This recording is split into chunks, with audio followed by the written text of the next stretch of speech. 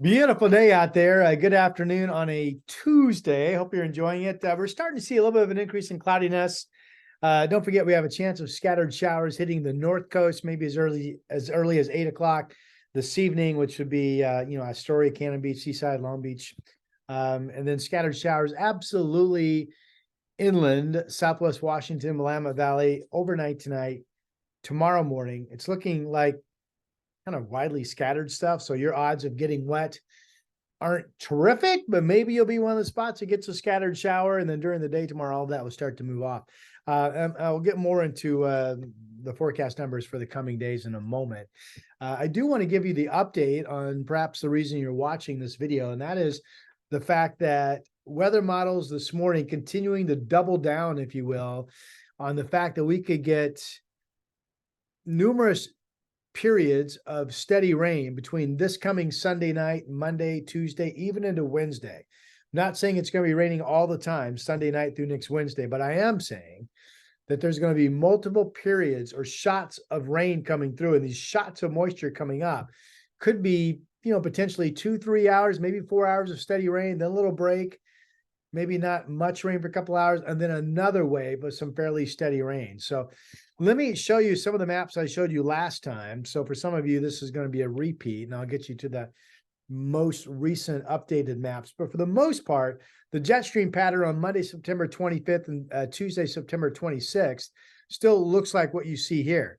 Again, the contouring colored, this is the jet stream at around 30,000 feet. These purple colors, strong jet cores. This purple area is 110 to 130 knots. Miles per hour is slightly stronger. That's maybe 145 mile per hour jet stream. And again, that fuels and transports waves of moisture. Again, Monday it's setting up, starting to throw moisture inland ahead of the jet core. By the time we get to Tuesday, the jet core is starting to move right over the Oregon and Washington coast. And modeling does indicate right now, this could change, but modeling does indicate that Tuesday is likely going to be the day with the heaviest 24-hour rain amount. So we'll continue to watch that and see if it's true. Again, at the surface, this is a big upper level low starting to move in. It's looking, I hate to say likely because it's only Tuesday, and I'm talking about this coming Sunday night and Monday. But in terms of being that far out, it's about as likely as it could be that we will get these soaking rains. And on this model here, all the green shades, that's the moisture starting to shoot up into our area going into this particular map is on Monday morning. Okay, got some updates for you here. Here's the KGW Futurecast from this morning. Basically shows you the same thing that page showed you that I just had up.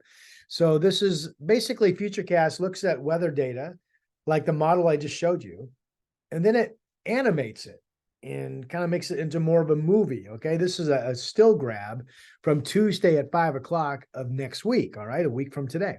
There's the low offshore, big ball of moisture around it. Here's the flow coming up from the southwest, pushing northward to the northeast across our area. Now, notice with me, if this were exactly correct, which it may end up being Tuesday at 5 o'clock next week, this is absolutely widespread steady rain from Vancouver, BC, down through Seattle, down through Portland, all the way to Medford, and even all the way down toward the Mount Shasta area in Northern California. This is also widespread rain that's raining up over the Cascades. And if you're wondering, I looked at the snow levels. So Sunday, snow level could be about 7,000 feet, maybe a little bit lower for a cold mix at Timberline going into Sunday evening. But then by the time you get to Monday and Tuesday, I think this is basically all rain, more like up through 8,000 feet. So this would not be any concerns for mountain travel other than it would be raining over the mountains and potentially some gusty winds up over the mountains to 40 miles per hour. Where did I write this down? Sorry, I'm checking my notes. So the weather modeling right now, Monday, at 1,000 feet or slightly above. So if you live in some of the higher metro hills, the West Hills, the hills up around Woodland and Southwest Washington, even Mount Scott, for example, getting into some of the foothill communities around Sandy, getting into the Coast Range. If you're at 1,000 feet or slightly above, especially, you could have a fairly consistent southwest wind Monday to Tuesday, blowing or at least gusting to 30 miles per hour or a little bit more. So it's tough to tell right now if there's going to be much of a breeze It will be a south wind. Is it going to be something gusty or just kind of a noticeable south wind at 15 in the valley, the flats of the Willamette Valley down along I-5? I'm not sure yet, but I am seeing signs if you live up in elevation, noticeably breezy to gusty winds to 30 miles per hour Monday into Tuesday. Again, the wind flow is coming up from the south around this low. Look how the widespread rain is up over the Cascades, out through the gorge, and across at least at times parts of Eastern Oregon. So by the way, I wish I had this map in my presentation here, and I don't. And for that, I apologize. But I will tell you right now, if you look at the large wildfires that we're tracking, the large ones, there's nothing burning over Eastern Oregon. There's nothing burning up in Eastern Washington. All of the fires are pretty much over the Cascades, with the biggest cluster being down around Crater Lake, or south of Jefferson anyway, pretty much south of Bachelor. And then there is a cluster of fires in the Coast Range down here in southwestern Oregon.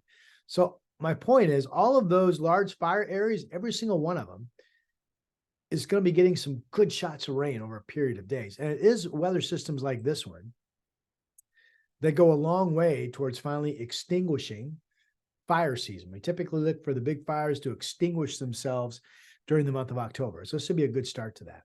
Soaking rain. Well, this is updated from this morning. This is the American GFS model. This will be rainfall through Wednesday afternoon at 5 p.m. And it shows 2 inches up around Astoria, about 1.5 inches in Newport, about 1.5 inches down in Florence, Coos Bay area. Shows about 0.8 of an inch of rain coming up the valley, the blue contours here in places like Salem. It shows getting into the West Gorge 1.29. Shows over 2.5 inches of rain up along the central Washington coast. Shows heavy rain up in north central Washington too. And it shows even 0.5 inch of rain all the way out into the Blue Mountains, up to about 0.3 of an inch of rain. I think these numbers have a chance to either be exactly right or not high enough. So that's very encouraging, right? I think I've got one more moisture map for you. Well, this is just kind of my summary.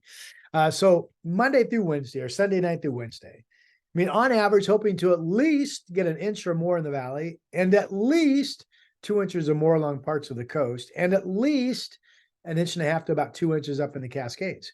So just this rain amount here would bring near normal rainfall for the entire month of September and mostly erase the water year deficit. What do I mean by that? Well, a typical September in Portland roughly gets about 1.5 inches of rain. We could potentially pick all of that up next week.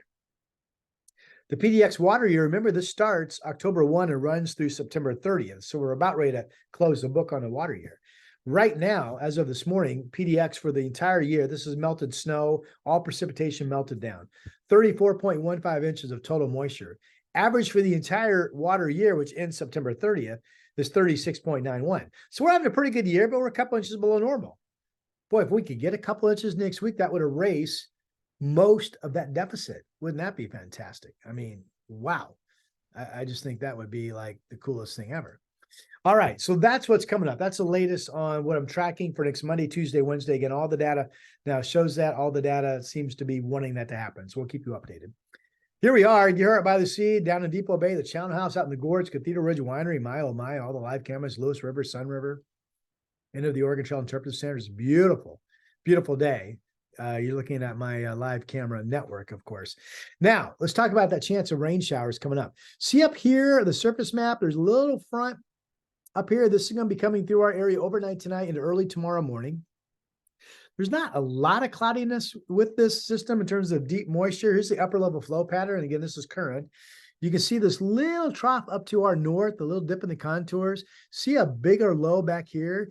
This low is going to quickly kind of ride the heels of this first trough, drop down overnight tonight into tomorrow morning quickly, mainly dropping into the Cascades or Central Oregon. So it still looks like the track of showery activity. The valley and the coast would be kind of on the back edge of that.